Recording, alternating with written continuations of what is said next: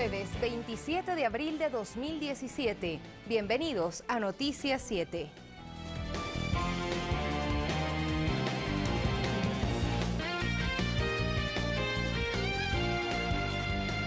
¿Cómo están ustedes? Muy buenas noches, gracias por acompañarnos. Desde la Cumbre Política de Movimientos Sociales y Ciudadanía se hizo una propuesta al presidente saliente Rafael Correa. Más adelante les contamos de qué se trata. Por ahora vamos a revisar titulares.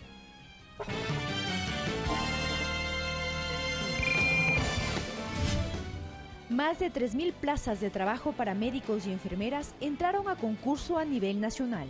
Están lanzadas a concurso 3 cargos principalmente. Enfermeras 2, que es el arranque dentro del manual de puestos. Médicos generales, que es un servidor público 7, y médicos generales 2. Se terminaron los recursos en el orden electoral para las organizaciones políticas que quieran impugnar los resultados del 2 de abril. Con los resultados de la objeción, la Alianza Creo Suma presentó un recurso de nulidad al Tribunal Contencioso Electoral. El Tribunal Contencioso Electoral el mismo día domingo resolvió archivando ese recurso de nulidad porque no se adjuntó un solo documento y una sola prueba. Los asambleístas electos y sus suplentes por la provincia del Guayas recibieron sus credenciales. Hemos entregado ya credenciales tanto en Sucumbíos, en Orellana, en Cachi, en Imbabura. Hemos entregado credenciales también en Esmeraldas, en Santo Domingo. Hoy finalizó en la Hacienda San José en Puembo el taller político del movimiento Alianza País. Ver lecciones aprendidas del proceso político, saber cómo vamos a reencaminar la ruta y la hoja política del movimiento Alianza País, también como las acciones de gobierno, y a tener claridad de dónde vamos a plantear también los 100 primeros días de gobierno del compañero Lenín Moreno. En lo internacional, Venezuela anunció que este jueves comenzará el proceso para separar a su país de la Organización de Estados Americanos.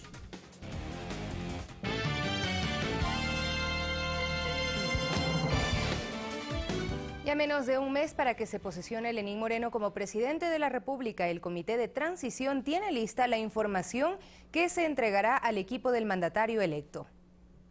El pasado 18 de enero, el presidente Rafael Correa, vía decreto ejecutivo, creó el Comité de Transición. Está integrado por la máxima autoridad o delegado de la Secretaría de la Administración, de la Secretaría de Planificación y de la Secretaría General de la Presidencia. Este comité está a cargo de organizar, dirigir, implementar y facilitar el proceso de transición entre la administración saliente y la del mandatario entrante. Es la primera vez que en el país se da una transición ordenada. Esto lo voy a elevar a nivel de decreto y vamos a presentar un proyecto de ley para que no sea opción del gobierno saliente darle la información al gobierno entrante, sea una obligación por el bien del país. En estos meses, las entidades gubernamentales que han estado involucradas en dicho trabajo prepararon 3 libros, el de gobierno, el de presidencia y el sectorial, documentos que proveerán detalles de cómo está compuesto el Ejecutivo, presupuestos y pendientes que el presidente electo, Lenín Moreno, deberá atender en los primeros 100 días de su gestión. De cada institución, lo que se ha hecho, los logros, lo que se hará los primeros 100 días. Luego tenemos el libro que explica para el ministro cuáles son las funciones, qué hace ese ministerio, a qué personas tiene que nombrar. Según la secretaria de Planificación, Sandra Naranjo, el gobierno de Rafael Correa deja el poder con 135 entidades relacionadas a la función ejecutiva, a diferencia de las 204 que existían en 2006. Mientras que entre el 2006 y 2017 se incrementaron más de 84.000 servidores públicos, teniendo un total de 482.000 funcionarios. El aumento se dio sobre todo en sectores como educación, salud y seguridad. Para este viernes está prevista una reunión entre el presidente saliente Rafael Correa y el entrante Lenín Moreno. En el encuentro se entregará la información preparada por el Comité de Transición. Rodrigo Galvez, Ecuador TV. 65 leyes aprobadas y una activa participación ciudadana son temas que se han destacado como legado del último periodo legislativo.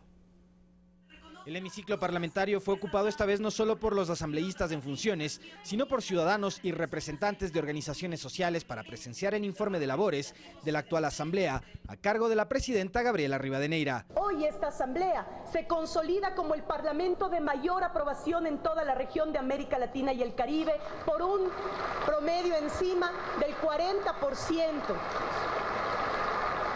de aceptación y credibilidad. Esta asamblea, que está próxima a finalizar su gestión y que ha sido liderada por 3 mujeres, tiene entre sus logros, según la presidenta, haber alcanzado el 95% de las metas propuestas. La Asamblea ha definido su trabajo en estos años bajo la premisa de ser una casa de puertas abiertas. Entre las leyes aprobadas destacan algunas que quedaron pendientes del periodo 2009-2013, como la de comunicación y el Código Integral Penal. Es una evaluación positiva en tanto y en cuanto durante estos 4 años hemos dado cumplimiento al mandato constitucional.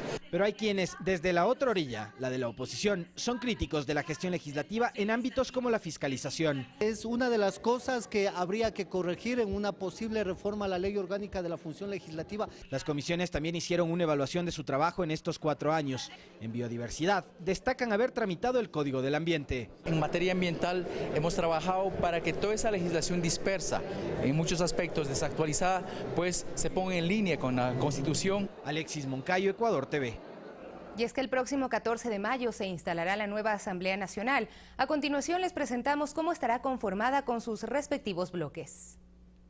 El pasado 19 de febrero se eligieron 15 asambleístas nacionales, 116 provinciales y 6 del exterior, dando un total de 137 legisladores, quienes integrarán la nueva Asamblea Nacional, que de acuerdo a los votos obtenidos quedaría de la siguiente manera. El color verde representa la primera bancada legislativa, la cual estará conformada por los 74 asambleístas del movimiento oficialista Alianza País y quienes tendrán mayoría parlamentaria. El segundo bloque, representado por los colores azul y celeste, será el de la Alianza Creo Suma, con 28 asambleístas más los 4 asambleístas por Creo y 2 por el movimiento Suma, dando un total de 34 legisladores. El color amarillo representa a los socialcristianos, quienes lograron 15 curules. Otras organizaciones políticas también tendrán su representación: 4 asambleístas por Pachacutic, 2 por el Partido Sociedad Patriótica, 3 por los movimientos locales, 3 de Izquierda Democrática, 1 por Fuerza Ecuador y 1 por la Alianza Pachacutic-ID. Las autoridades del Consejo de Administración Legislativa CAL, máximo órgano de la Asamblea Nacional, se elige de acuerdo a la mayoría de bancadas, por lo que Alianza País obtendría 5 de los 7 puestos. La presidencia la asumiría José Serrano, el asambleísta más votado. La primera vicepresidencia estaría a cargo de Viviana Bonilla, asambleísta por Guayas, mientras que la segunda vicepresidencia sería para Carlos Berman, asambleísta por Manabí. Los 3 legisladores pertenecen a País. La presidencia de las 13 comisiones especializadas estarían a cargo de dicha organización política. Ivana Paredes, Ecuador TV. También les explicamos las atribuciones y competencias que tiene en el ámbito parlamentario el Consejo de Administración Legislativa. El denominado CAL, máximo organismo administrativo de la Asamblea, está conformado por 7 integrantes: presidencia, 2 vicepresidencias y 4 vocalías. Estos cupos están repartidos de acuerdo a la conformación del Pleno. En este caso, Alianza País y sus aliados, que cuentan con 74 curules, siendo el bloque de mayoría les corresponde 5 de los 7 espacios. La ley prevé que la mayoría de la Asamblea Nacional esté presidida pues por el grupo parlamentario que tenga mayor votación, como es Alianza País. La oposición tendría 2 vocalías, una para el Partido Social Cristiano y una para la Alianza Creo Suma. Es importante que cada una de las bancadas tengamos nuestro representante y que este surja del consenso de cada una de las bancadas. Según el artículo 14 de la Ley Orgánica de la Función Legislativa, se establecen 11 funciones o atribuciones específicas para el Consejo de Administración Legislativa. El imponer sanciones también a los legisladores cuando cometen faltas que están establecidas en la Ley Orgánica de la Función Legislativa y, digamos, todas las tareas relativas al funcionamiento, al correcto funcionamiento de la Asamblea Nacional. Además, el CAL tiene la facultad de establecer la prioridad del tratamiento de los proyectos de ley y las comisiones encargadas de su trámite. Se verifica que estén de acuerdo a la norma constitucional para que luego puedan ser discutidos en las comisiones. Otra de las atribuciones que tiene el CAL es la de crear comisiones especializadas ocasionales, de ser necesarias, y además en lo financiero, tiene la capacidad de elaborar y aprobar el presupuesto anual de la Asamblea Nacional. Alexis Moncayo, Ecuador TV. 20 asambleístas electos por Guayas y sus suplentes fueron acreditados esta tarde por el Consejo Nacional Electoral. En el acto, el titular del CNE, Juan Pablo Pozo, destacó la transparencia con la que se desarrolló el pasado proceso electoral.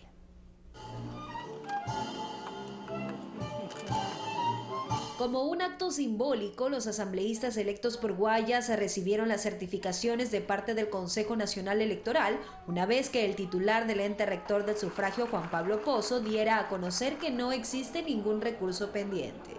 Hemos entregado ya credenciales tanto en Sucumbíos, en Orellana, en Carchi, en Imbabura.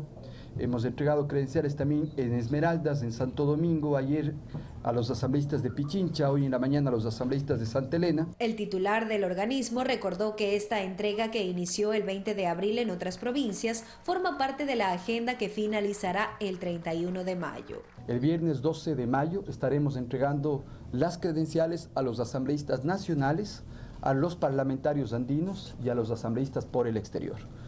Y también, finalmente, el último día será el día martes 16 de mayo, que entregaremos credenciales al nuevo presidente y vicepresidente de la República. En Guayas, Alianza País alcanzó el 50% de los puestos con 10 asambleístas, mientras que el Partido Social Cristiano Madera de Guerrero logró el 35% con 7 curules y la Alianza Creo Suma el 15% con 3. Iremos a captar las máximas autoridades de la próxima Asamblea Nacional y también, por supuesto, la mayor parte de las presidencias de las comisiones, de manera que podamos trabajar en una agenda legislativa que fue el plan que propusimos a los ecuatorianos. El día de hoy varios asambleístas han venido y han tomado sus credenciales. Yo creo que ya es el momento de dar la vuelta a la página y comenzar a trabajar por el Ecuador. Pozo indicó que en los próximos días trabajarán en una propuesta de reformas al Código de la Democracia que podría incluir la regulación de la propaganda y la publicidad de los candidatos en medios digitales durante época electoral. Eso sí es un tema a analizar, que ya los discuten otros sistemas electorales.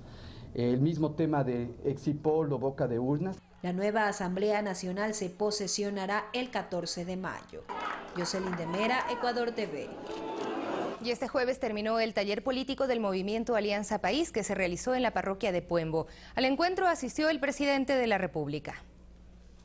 Durante 2 días consecutivos, el presidente de la República, la dirigencia de Alianza País, ministros de Estado, asambleístas electos y autoridades de gobiernos locales mantuvieron un taller político para evaluar los resultados electorales a nivel nacional. Ver lecciones aprendidas del proceso político, saber cómo vamos a reencaminar la ruta y la hoja política del movimiento Alianza País, también como las acciones de gobierno, y a tener claridad de dónde vamos a plantear también los 100 primeros días de gobierno del compañero Lenín Moreno. Para nosotros, estos próximos meses son meses de acompañamiento, sin duda, al arranque del nuevo gobierno, de sistematización de las experiencias de la campaña y, por supuesto, de fortalecimiento organizativo. La cita también permitió realizar una revisión a las políticas implementadas hasta el momento y planificar aquellas que se ejecutarán durante el gobierno de Lenín Moreno.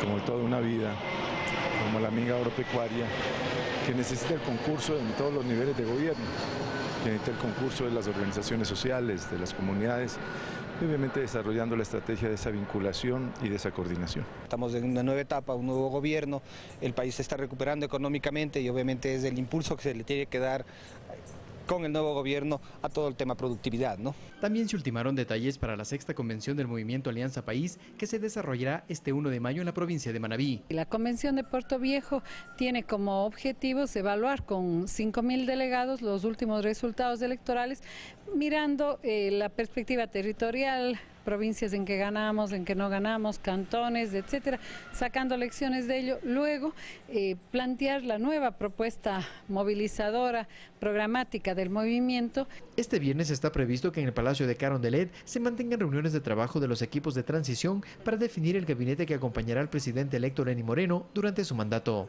Carlos Flores, Ecuador TV. Representantes de la cumbre política de los movimientos sociales y ciudadanía que integran 23 provincias del país solicitaron al presidente de la República, Rafael Correa, que se postule para la alcaldía de Guayaquil.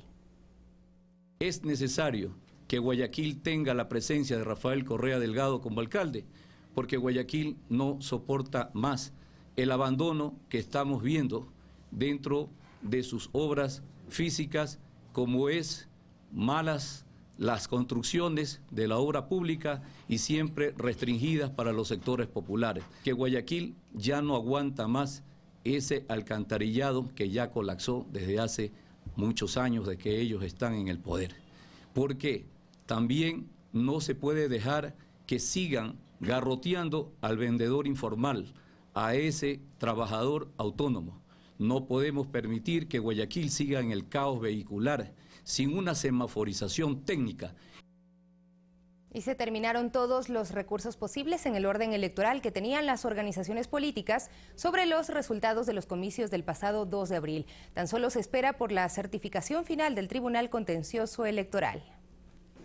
Tras la respuesta a la objeción presentada por los dos movimientos políticos que se reflejó en el recuento de votos, solo restaba un recurso en el orden jurisdiccional al que se podía recurrir. Con los resultados de la objeción, la Alianza Creo Suma presentó un recurso de nulidad al Tribunal Contencioso Electoral.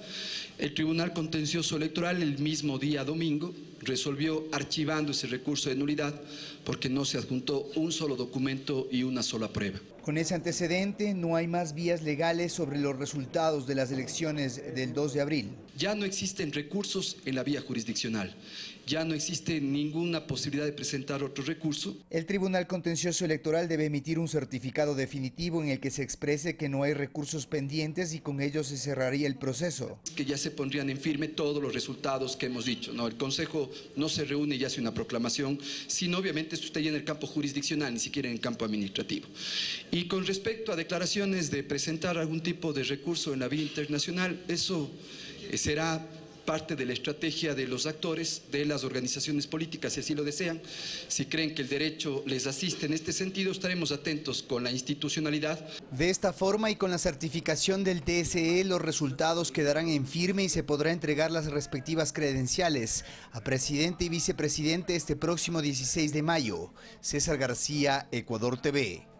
Y también el CNE tiene previsto abrir expedientes y remitirlos al Tribunal Contencioso Electoral para que analice si son necesarias sanciones sobre algún exit poll que manejó de forma dolosa la información de sus investigaciones durante las elecciones del 2 de abril.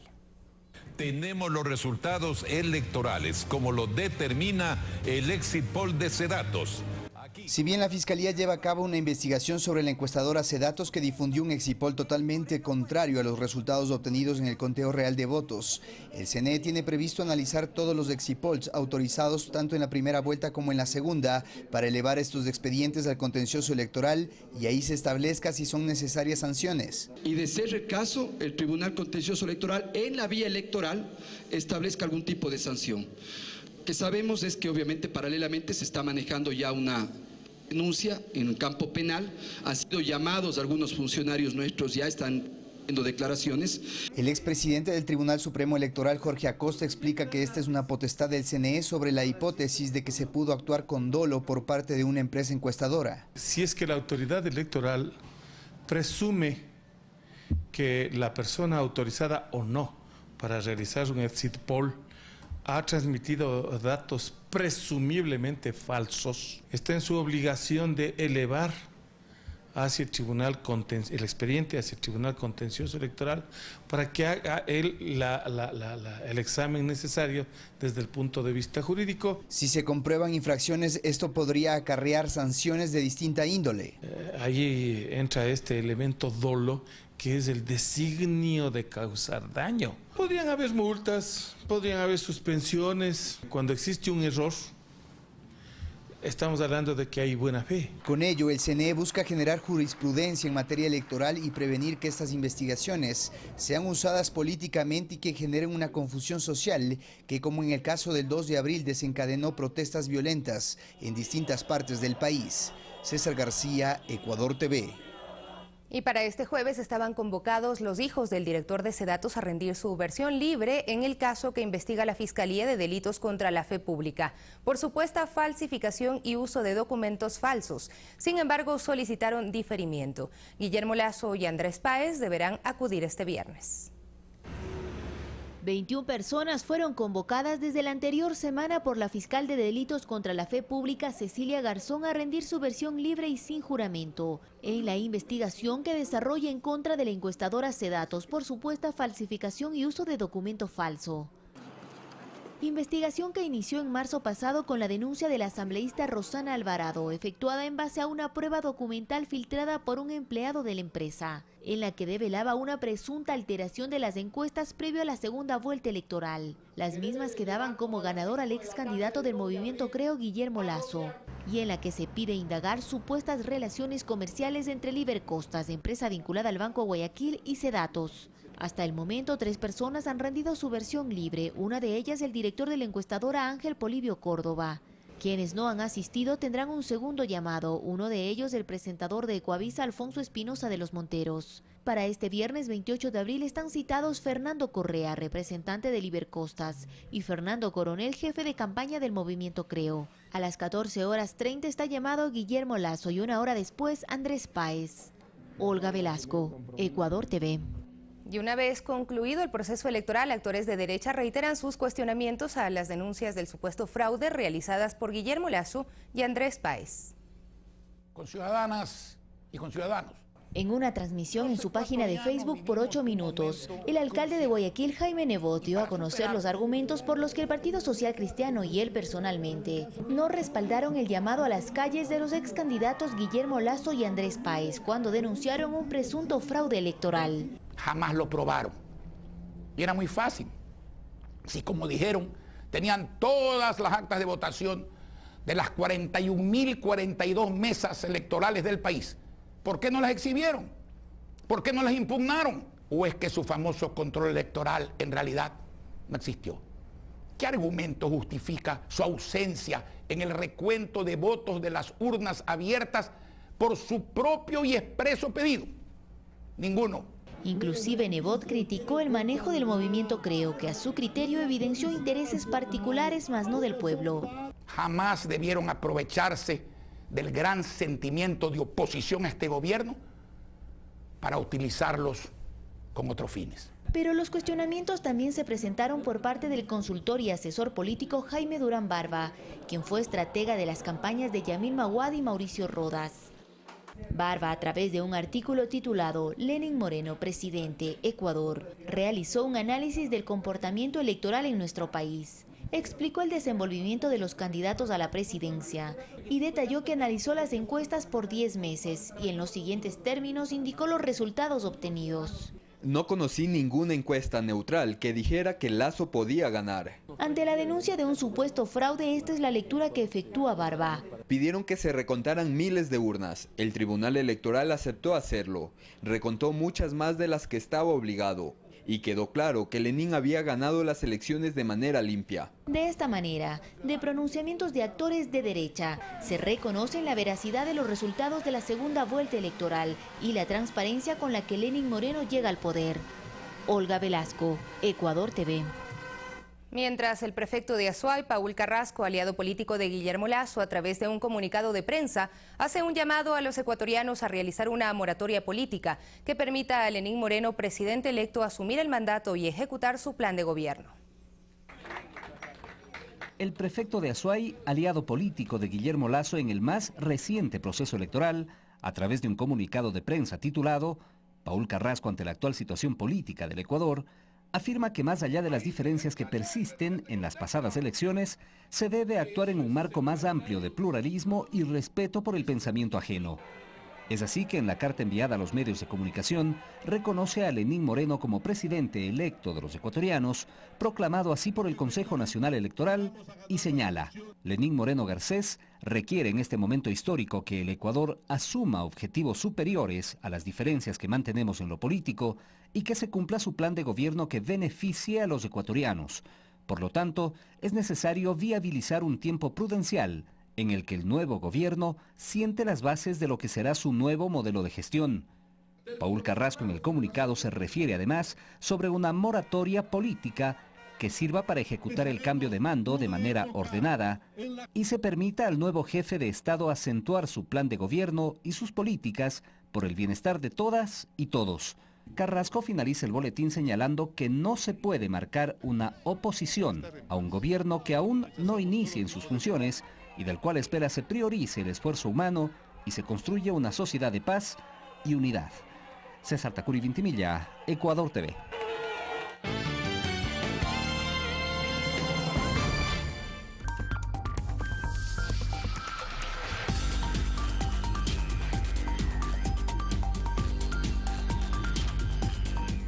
Seguimos con ustedes. Uno de los primeros logros de carácter laboral impulsado en el actual gobierno tiene que ver con la eliminación de la tercerización. Testimonios de trabajadores y extercerizados y cifras que mejoran las condiciones salariales son también destacadas por el ministro del ramo. Fue a través del mandato 8 que se eliminó la tercerización laboral en el Ecuador. Decisión de la constituyente que marcó el camino que había sido bandera de lucha de los trabajadores. Así lo califica la asambleísta electa Liliana Durán y ex dirigente sindical. Un mensaje muy claro de que definitivamente en el país no puede seguirse dando esos mecanismos de tanta explotación a los trabajadores. Quienes debieron someterse a ese sistema de trabajo recuerdan que a través de esa figura se incumplían obligaciones patronales en detrimento de sus derechos. Un tema a favor del empresario, pero tal vez puede estar perjudicando en algo a los empleados. No teníamos derechos, nada por el estilo, probablemente jubilación ni nada de eso. La terciarizadora se dedicaba a enfocarse solo en la parte laboral, pero cuando existía algún reclamo se deslindaba de esos temas. Ahora estamos ya, como dicen, apenas día que entra está afiliándose al seguro. La transición fue rechazada por un sector patronal. El caso de la fábrica Pinto es emblemático y sus trabajadoras un ejemplo. Y fuimos al Ministerio de Trabajo en ese entonces en busca de que se nos indemnice como la ley mandaba. Y con ello el salario básico unificado pasó de $140 en 2007 a $375 en 2017. Hoy tenemos un salario básico de $375 que cubre el 103.9% de la tasa de la canasta básica. Porque en cada familia, explica, existe en promedio 1.6 personas que reciben un salario básico unificado y al multiplicarlo, incluso se supera la canasta básica. Sin tomar en cuenta además otros componentes salariales como la 13ª, 14ª remuneración, fondos de reserva, etc. Por tanto, concluye, existe en el Ecuador un salario digno, porque además ninguna empresa puede declarar utilidades mientras cada trabajador gane al menos $465 correspondientes a dicho salario digno. Eduardo Córdoba, Ecuador TV. 3.742 partidas para médicos de primer nivel y enfermeras entraron a concurso. Las pruebas las rendirán este fin de semana en horario simultáneo a nivel nacional. El proceso arrancó el pasado 7 de abril y los lleva adelante el Ministerio de Salud Pública. La cantidad que tenemos de postulantes validados, sus expedientes, es de 15.265 a nivel nacional. Con esto se busca cubrir las necesidades de los ciudadanos en todo el territorio nacional, pues las vacantes están relacionadas solo al ámbito de la salud. Están lanzadas a concurso 3 cargos principalmente. Enfermeras 2, que es el arranque dentro del manual de puestos. Médicos generales, que es un servidor público 7, y médicos generales 2. La elaboración de las preguntas de las pruebas estuvo a cargo de representantes de la academia, lo que a criterio de los funcionarios del ministerio aporta para la transparencia del concurso. Hemos mantenido un proceso de validación del banco de preguntas previamente. Este fin de semana los aspirantes que se inscribieron a través de la plataforma Socioempleo rendirán las pruebas de forma simultánea en todo el país. El concurso está planificado que termine con la declaratoria del ganador el 24 de mayo. Las 3.742 partidas están cubiertas dentro del presupuesto con el que cuenta anualmente el Ministerio de Salud. Alexis Moncayo, Ecuador TV.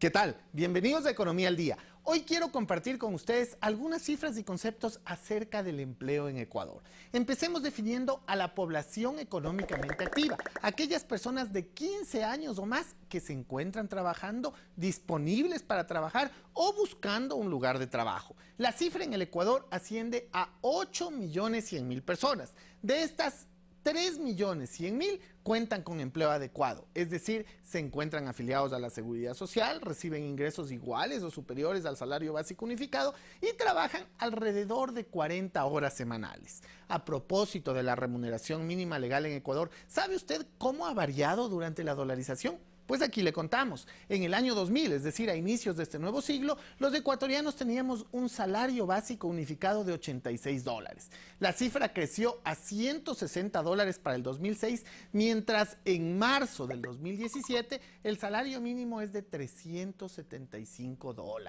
Ahora bien, ¿este salario ha mejorado el poder adquisitivo de los ecuatorianos o se ha diluido en el tiempo y con la inflación? Bueno, La respuesta a esta pregunta incluye un análisis un poco más complejo que incluye el poder adquisitivo. Así, si utilizamos las cifras del INEC para calcular el ingreso de una familia tipo con 1,6 perceptores, podemos decir que en el año 2000 el ingreso familiar era de $164, mientras la canasta vital costaba $186 y la canasta básica $253. Es decir, obviamente las familias ecuatorianas tenían restricción de ingresos para adquirir cualquiera de las dos canastas analizadas. Para el año 2006, el ingreso familiar era de $299, mientras la canasta vital costaba $307 y la básica $453. Prácticamente persistía la restricción de ingresos para las dos canastas. A marzo del 2017, el ingreso familiar es de $700, mientras la canasta vital cuesta únicamente $508 y la canasta básica $709. Es decir, actualmente el ingreso familiar cubre el 100% de la canasta vital y el 98,7% de la canasta básica. Ahora, regresemos sobre el sector laboral ecuatoriano. Decíamos que la población económicamente activa está conformada por 8.100.000 personas. Si alrededor de 3.100.000 habitantes cuentan con empleo adecuado, ¿qué sucede con el resto de personas? Pues 880.000 tienen un empleo no remunerado, como por ejemplo los trabajadores no remunerados del hogar, ayudantes no remunerados, entre otros. 1.995.000 personas tienen otro tipo de empleos no plenos, es decir, perciben ingresos inferiores al salario básico unificado, pero no tienen deseo o disponibilidad de trabajar horas adicionales. Están cómodos con su situación actual. Finalmente, hay 1.700.000 compatriotas que están subempleados, pues perciben ingresos pero son inferiores al salario básico unificado y tienen el deseo de trabajar horas adicionales. De hecho, es precisamente la formalización de este grupo de trabajadores más la oportunidad de trabajo para 355.000 desempleados el reto de este nuevo gobierno. Reto que se lo debe cumplir sin afectar los derechos de los trabajadores, garantizando el salario básico unificado, 13º, 14º sueldo y afiliaciones a la seguridad social. Bueno, hasta aquí su segmento de Economía al Día. Conmigo nos encontramos la próxima semana por Ecuador TV. Hasta entonces.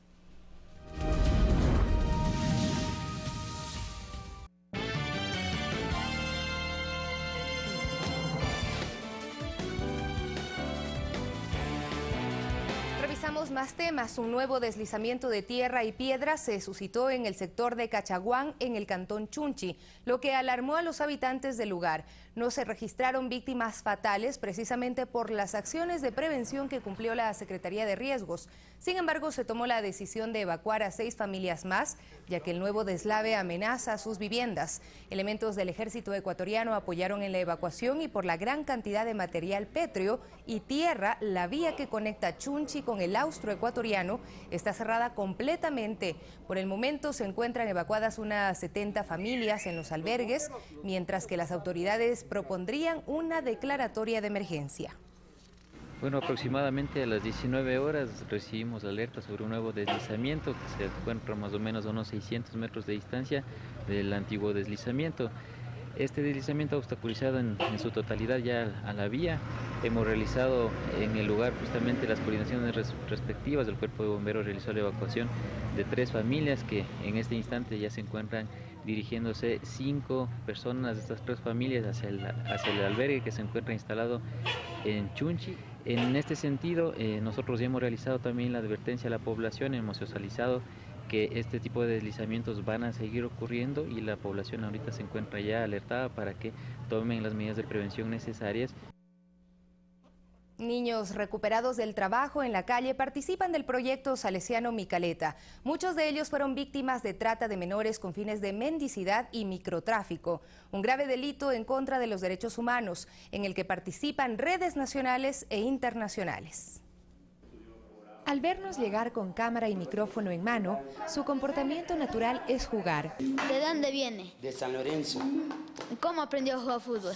mirando en el video de Ronaldinho. Cuesta creer que estos menores de entre 7 y 15 años estuvieron en las calles, desprotegidos, explotados, viviendo una realidad obligada. En la calle pidiendo calidad, plata, todos robando, consumiendo. Me obligaba mi primo. Solamente en enero 17 menores fueron recuperados de una red de trata que los forzaba a la mendicidad y al microtráfico. 2 de ellos fueron acogidos en el proyecto salesiano Micaleta. Se logró con esta intervención es que estos niños fueran remitidos a centros de protección de derechos o a centros de acogida donde se pueda hacer un proceso de reeducación con ellos. Si bien estos niños fueron rescatados dentro del país, la trata de personas, que es considerado un delito de lesa humanidad, se comete también a través de bandas internacionales.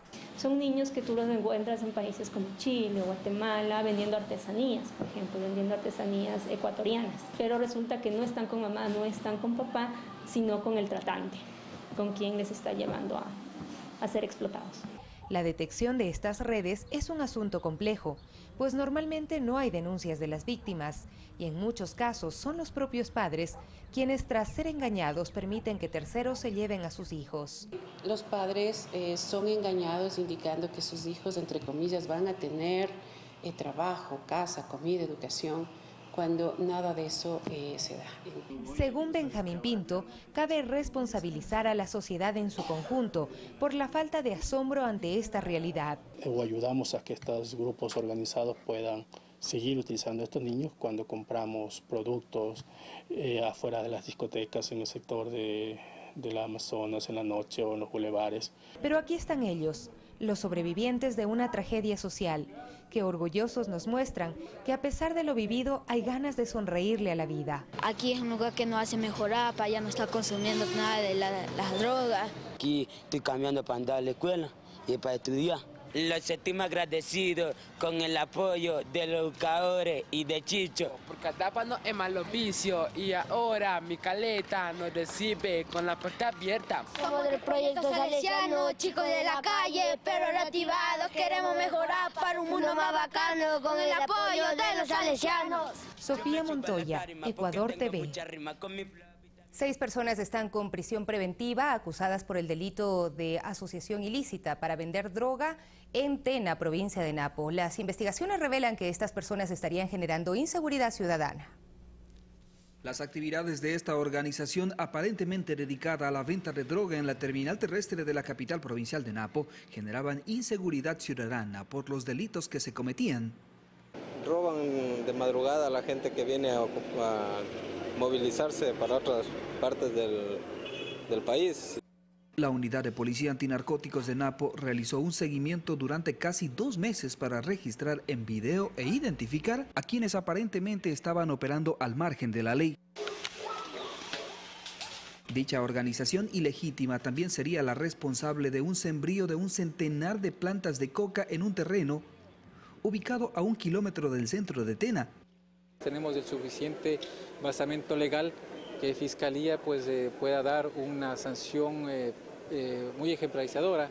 El trabajo conjunto entre la Policía Nacional, la Fiscalía de Napo y el Grupo Especial GOE lograron decomisar en un intenso operativo antidrogas cerca de 46.1 gramos de pasta base de cocaína y 1.5 gramos de marihuana. La cantidad está catalogada como mediana escala. De las 20 personas detenidas, 14 fueron liberados tras comprobar que no eran vendedores sino consumidores. Pero 6 personas ya están procesadas por aparente asociación ilícita para vender drogas. Los ciudadanos están agradecidos por esta labor. Aquí en altas horas de la noche ya no se puede andar ya tranquilamente. Mucha gente desconocida. ¿Está bien los operativos? Claro, perfecto. Esta parte es ya demasiado. La noche nosotros sabemos por acá pasar está, pero demasiado. Aquí ya los chicos, las chicas de 14, de 15 años están, pero de más drogaditas ya. Carlos M., Iván R., Luis Q., Yanni G., Jorge C. y Edwin M. son las 6 personas con prisión preventiva por 10 días que duren las investigaciones por el presunto delito de asociación ilícita para vender drogas. Según el Código Orgánico Integral Penal COIP, la pena es la privación de libertad de 1 a 5 años. En Napo, Juan Sarmiento, Ecuador TV.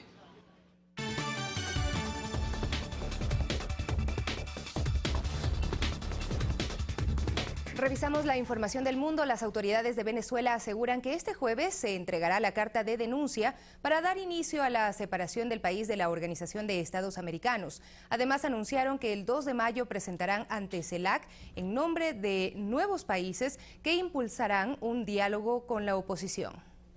La reunión extraordinaria de cancilleres en el aval de Venezuela del Consejo Permanente de la Organización de Estados Americanos, OEA, fue el detonante para que el gobierno de Nicolás Maduro anuncie el retiro de su país, que va más allá de la coyuntura. Y hoy vamos a formalizar, entregando a la Secretaría General de esta organización, la carta denunciando a la Organización de Estados Americanos, retirándonos definitivamente. Hemos roto con las cadenas históricas imperiales. Rodríguez arremetió además contra las delegaciones que buscan intervenir Venezuela. De esta comparsa de Judas, como ustedes están promoviendo la violencia en Venezuela. Una vez que el documento sea presentado, será remitido a los Estados miembros. Según el artículo 143 de la normativa de la OEA, cualquier país quedará por fuera en un periodo de 2 años, tiempo en el que se deben cumplir con las obligaciones pendientes. En el caso de Venezuela, debe pagar $8.7 millones que adeuda a la organización. De momento no participarán en ninguna de sus actividades. Las autoridades venezolanas solicitaron una reunión para el 2 de mayo en San Salvador de la Comunidad de Estados Latinoamericanos y Caribeños, CELAC. Venezuela allí va a informar de un grupo de países que se incorporarán al diálogo en Venezuela. Es la primera vez desde la fundación de la OEA que un país pide voluntariamente su salida, a diferencia de Cuba, que fue suspendida y excluida en 1962. Fanny Lara, Ecuador TV.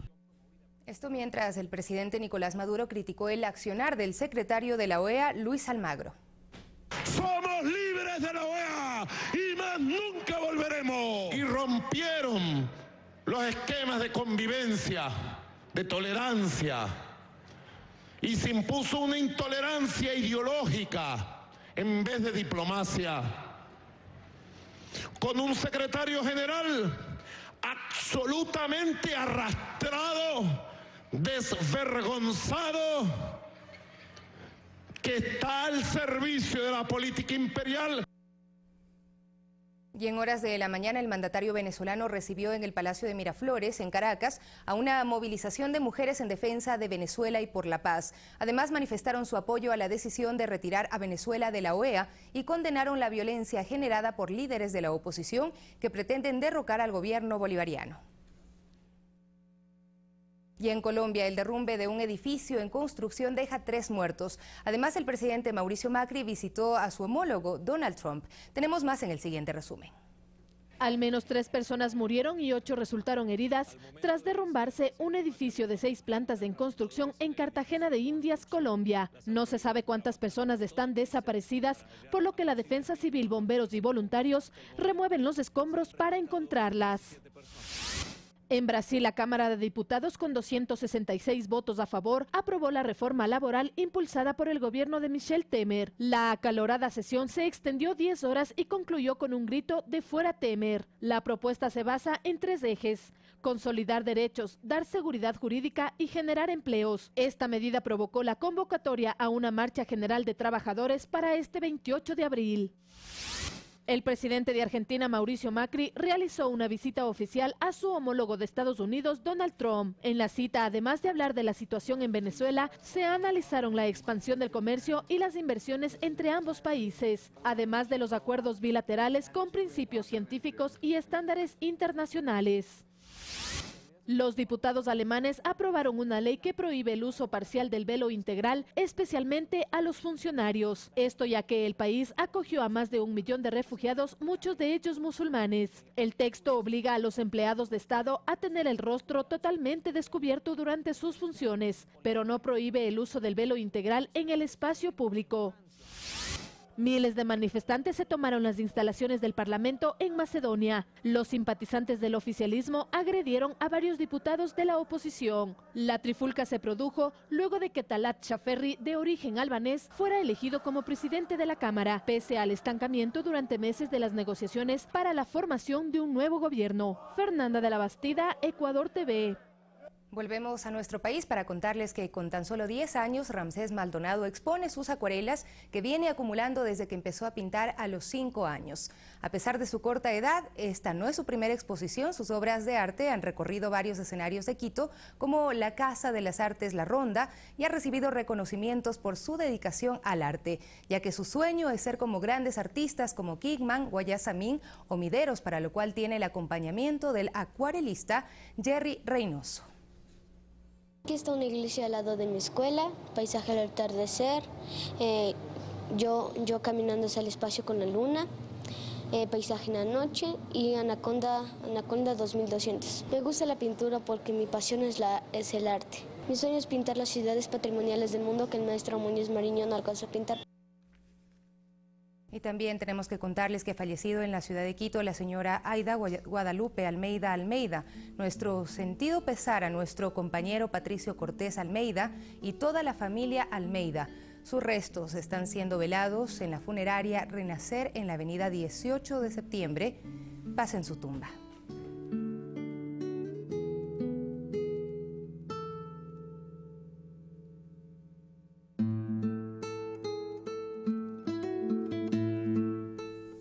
Así nos despedimos. A ustedes, amigos, muchísimas gracias por permitirnos acompañarles. Enseguida vienen los deportes. Hoy no se pierde el programa de Contrabando y luego El Mundo al Revés, análisis político e internacional.